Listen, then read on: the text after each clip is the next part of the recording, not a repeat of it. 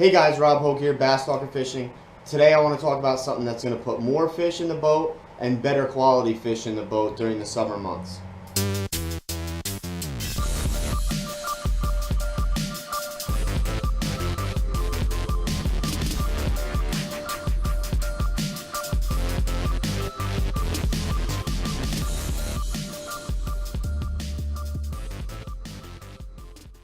And what I'm talking about here is fishing deep or fishing offshore.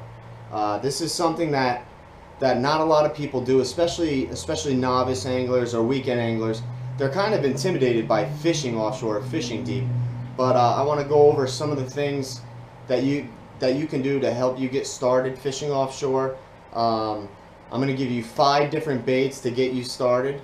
I'll talk a little bit on how to fish these baits and also where to kind of find these fish offshore, how to locate these fish. Okay, so offshore fishing or deep fishing, deep water fishing, it's very intimidating for people because they didn't learn this from their dad or they didn't learn this at a very young age. So their comfort level is beating the bank or fishing shallow cover that they can see. Now, fishing deep isn't that much different than fishing shallow once you become familiar with it or once you become comfortable with it. And believe it when I tell you, I started working on my deep water fishing game a couple years ago, and what I've learned over the last couple years is you get more bites.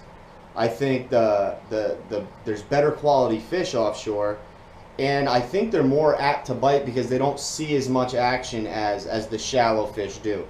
And another thing that you're going to learn is when you're fishing shallow, because that's what you're comfortable with, when you're fishing shallow, you're sharing that shallow water and those fish with 90% of the other anglers that are out fishing the lake that day. So when you move out, and whether you're in the north or in the south, there's always going to be fish deep. And in the north, there's obviously going to be more fish shallow than in the south. But I just feel that the deeper fish get less pressure on them. And down south in the summer months when that water gets up into the 90s, there's not going to be many fish shallow because unless they're around vegetation, there's not enough oxygen content in the water for them to stay shallow. So all those fish, the majority of your fish, and especially your good quality fish, are going to move out deep. So we're going to go over 5 different baits that'll get you started fishing deep. I'll talk about each of them, how to fish them, and we'll also talk about locating bass in deeper water. Now first, let's get it straight. Deep water offshore is kind of relative to the lake. If you're fishing a dirty water lake or stained water lake, deep might only be about 10 or 12 feet.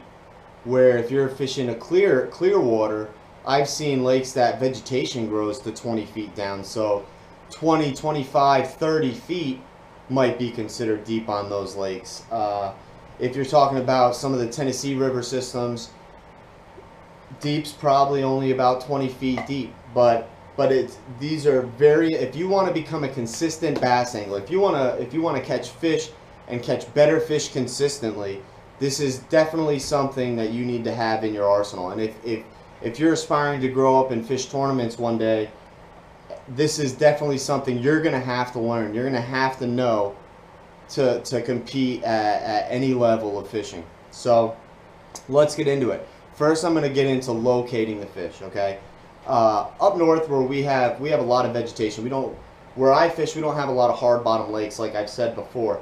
So what I'm looking for is offshore brush piles, rock walls, rock piles, or the outside weed edge of some of these lakes. And there, it's pretty easy to fish. I'm gonna hop a worm down the outside weed edge, or fish a swim bait around that outside weed edge, or drag a football head jig. But really, those are the areas up north that I feel you're gonna locate better quality fish. Brush piles, rock walls, old creek channels, or the outside weed edge. Those are the places you kind of wanna focus your time on. And to find those, what makes it easy is having some kind of fish finder where you can see that vegetation or see that bottom composition change, or see those brush piles.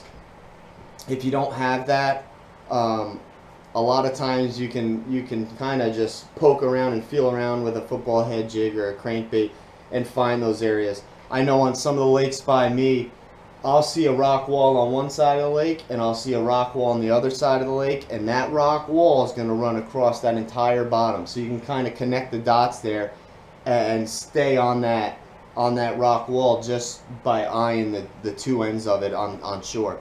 Or if you have a brush pile or a big tree that you see is kind of a laydown in shallow water, you can follow that all the way out until you find excuse me, you can find the end where all the branches are, and normally that's in deeper water. Now with weed lines, you can kind of just poke around. You can kind of work shallow to deep, poking around with your worm or something till you find that where those weeds stop, and fish those edges.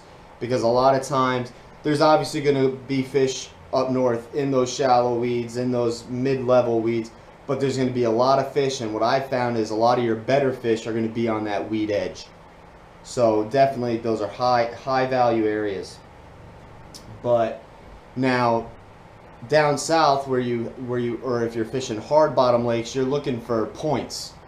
You're looking at the edges of those points where they can change depths pretty easily. This allows them to go shallow to deep without having to swim a great distance. You're looking for the same things. You're looking for rock piles. You're looking for composition change. If you go from chunk rock to pea gravel, that transition is going to hold a lot of fish, and that you'll be able to see on shore, and that'll probably continue into the lake, or you can tell a lot of times on your depth finder. Now down south in these river systems, especially the Tennessee river systems, you're going to look for ledges. I'm sure a lot of you who follow fishing have heard of ledges. Now in the summer when these fish pull back to the main lake, they're going to hang out in these deep water ledges. Any ledge that kind of, and you can get a map, get a topo map or a contour map of a lake, or you get the Navionics app for your smartphone, and you can see where, if you know the flow of the current, you can kind of see where these ledges are created by looking at these contour lines, and kind of look where one will create kind of a break in the current. And those are going to be your high value areas, or where a creek channel meets the main river channel. It creates a little point that's kind of out of the current. You want to definitely focus in on those areas. Now, my 5 baits for this are pretty simple to fish, but anybody who fishes deep water is going to have these baits in their arsenal, okay? And these are very important baits for fishing deep water. Now, these are in no particular order. Number one, I'm going to say you got to have a football head jig. Especially on hard bottom lakes, man, football heads can be deadly, and they're very easy to fish. I like to fish football head jigs. I have a 7-foot heavy action rod that I like to throw in a football head jig. I'm throwing them on 17-pound P-line, 100% fluorocarbon. And a lot of times in the summer, I'm fishing for bigger bites, so I'm gonna fish this with a full crawl trailer.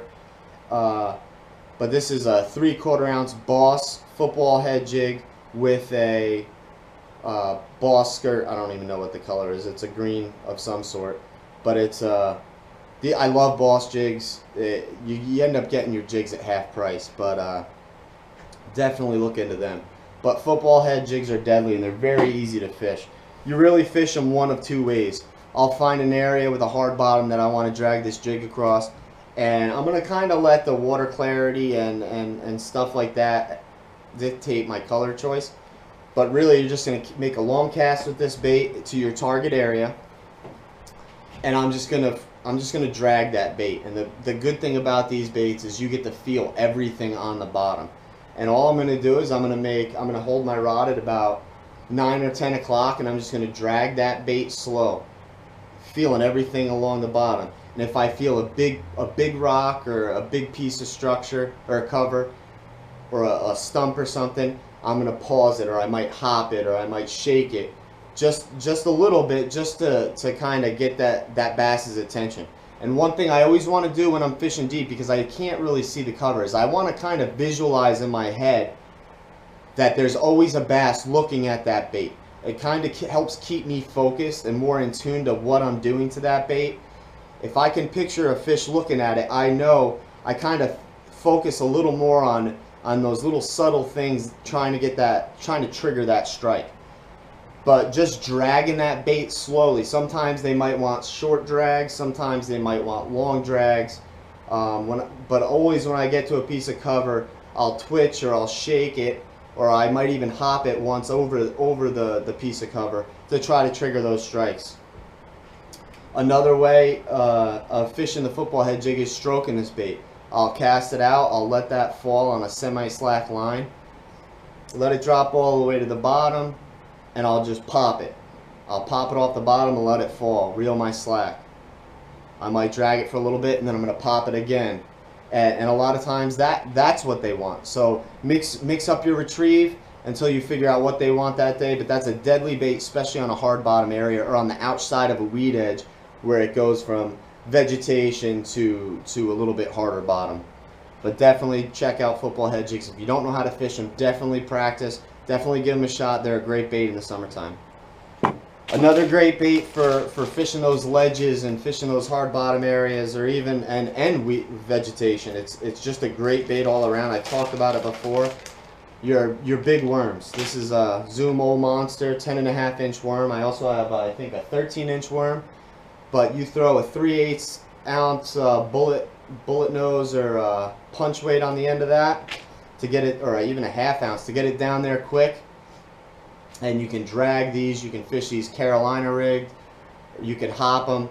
But this is another great bait to if I'm getting bit on the football head jig and they stop biting the football head jig, or if I'm getting bit on a crankbait or a swim bait and the school stops biting those, then I'll come through. I'm always going to come through with a different bait when they stop hitting one, and normally you can pick off a couple extra fish that way.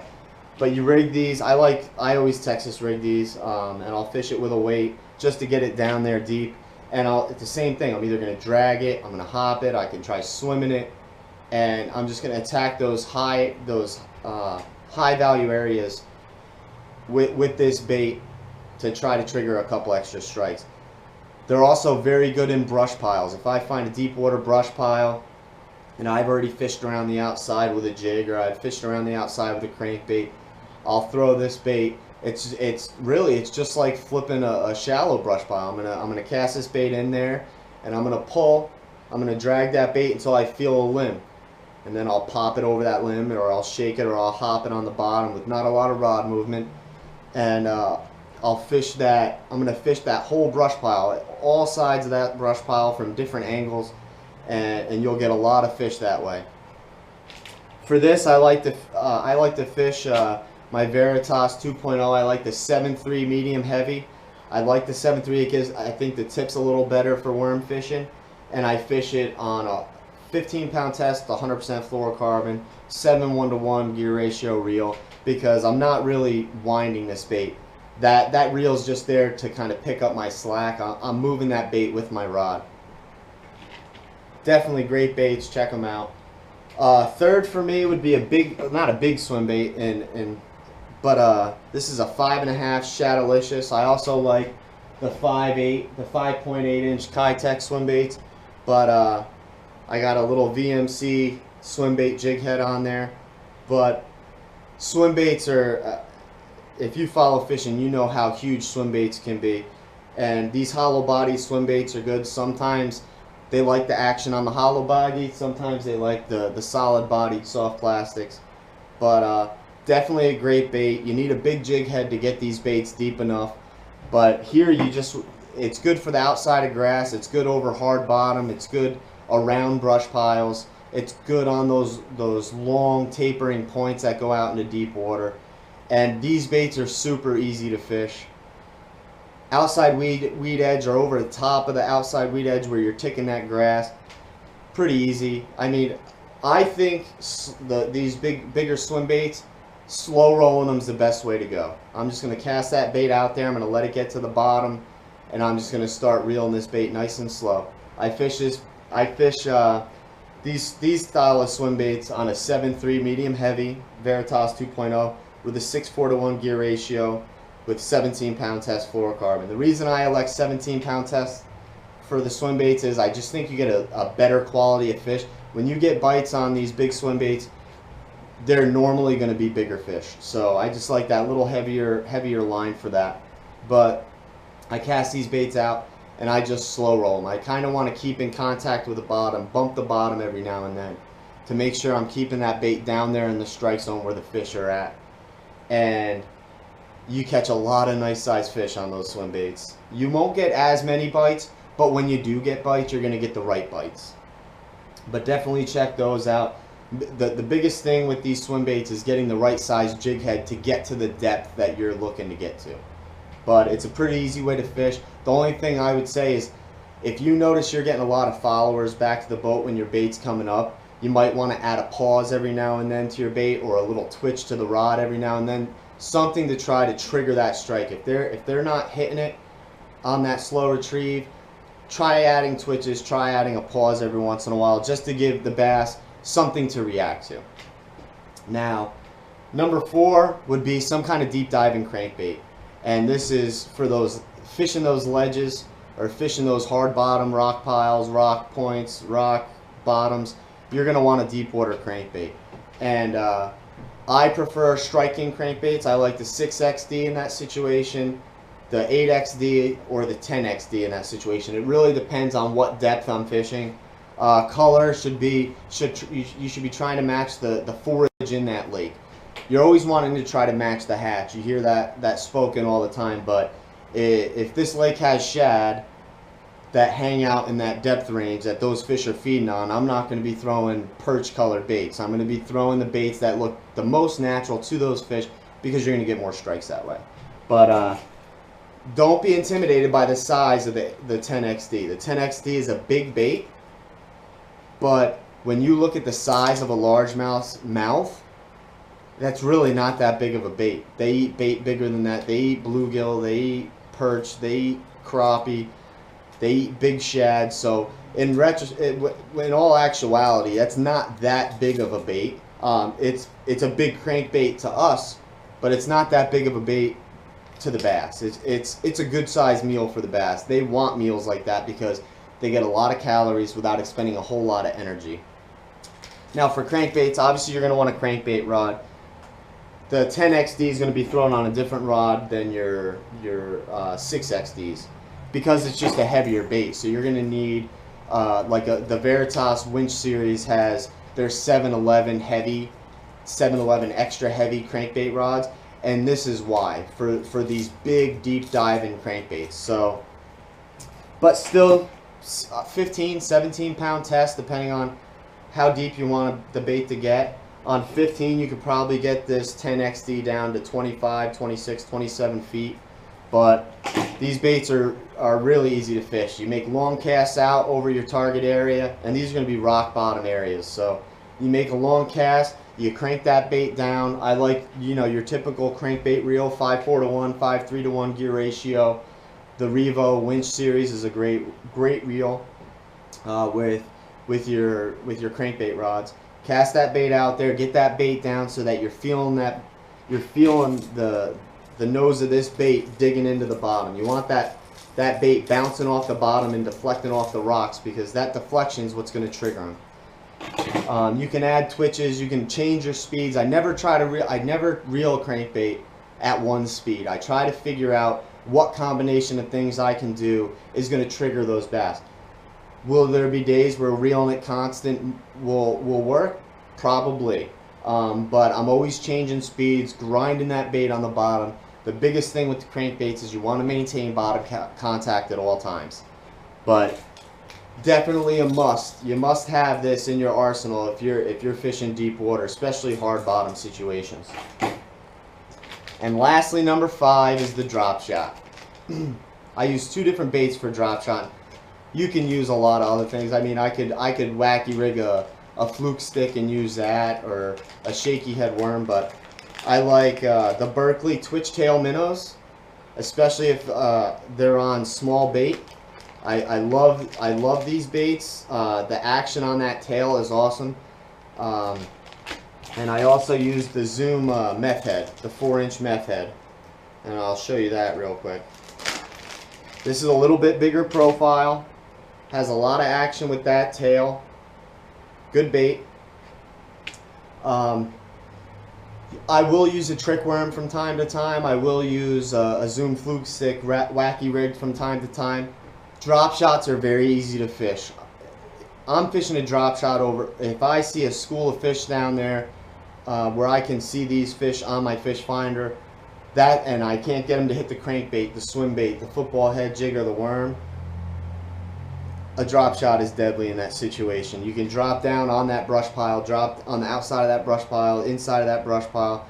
You can drop down on that point or that ledge, and that bait's just going to sit there in front of their face in the strike zone, and it can only take it for so long before it's going to attack it. Very easy to fish. I throw these baits on my 6'9" medium light spinning rod, Abu Garcia Veritas 2.0, and I fish this on 10-pound braid for my main line, and I'll have about an 8-foot, 8-pound test fluorocarbon leader. And I'll do a video on how to rig a drop shot, but it's very easy. You drop down or cast to that area, you let the bait sink to the bottom, you tighten your slack, and I'm just going to shake that rod tip ever so slightly, and that's going to get that bait, that tail dancing, and it's going to look just like a bait fish under the water. And I'll just shake that rod tip every once in a while just to give that bait a little bit of action. And if I don't get bit, I'll drag it forward a little bit, tighten my line up, and go back to shaking it and just move it through the strike zone, through that area where I think that school's located, giving that bait action until one fires on it. And if that doesn't work, I'll reel it back up, and maybe I'll move over a little bit to the other side of the brush pile or the left side of the brush pile. And normally this is the last bait I'll throw. I'll throw that crankbait and that swim bait through there, trying to go after the more aggressive fish in the school. Then I'll switch to that football head jig, or if I'm catching fish on a 10XD and I catch 3 or 4 fish out of the school, and then all of a sudden the bite shuts down, then I'm going to throw something different at them. I'll throw the football head jig, or I'll throw that big worm, and I'll normally get a couple extra bites out of that school that way. I'll pick up maybe 1 or 2 extra fish, but they could be really good fish. And then lastly, I'll throw that drop shot in there with one of my many baits that I can throw on a drop shot, and normally that's good for 1 or 2 more fish. So you can really maximize your deep water areas fishing a 5-bait system like this, or a 4-bait or a 3-bait system. You're really going to get everything you can out of a location, and the best part is you can go to your next deep water spot, come back to that spot later, and catch more fish all over again, because a lot of times you might have only caught a couple of fish out of that entire school, and maybe later on in the day you'll be able to trigger a couple more bites from the school. But deep water fishing is very important, guys. I can't stress that enough. I see a lot of people out on the lake, they'll see me filling the boat in 30 feet of water, but they're still fishing shallow, and it's no fault of their own. They don't know how to do it. They don't feel comfortable with it. So they're going to stick with what they feel comfortable fishing. But with a little bit of practice, a little bit of research, a little bit of practice, and a little bit of trial and error, you guys can find out for yourself what I'm telling you, that you're going to catch better fish, more fish, and I think it's actually easier to trigger these fish to strike. So definitely practice your deep water game. Trust me, you won't be disappointed in the heat of the summer when everyone else is fishing for the few shallow fish there are. You could be out in deeper water and filling the boat pretty quick. So definitely check it out. Thank you to all my subscribers. If you haven't subscribed and you like the videos, please do so. I appreciate it. And if you have any questions, let me know, guys. Take care.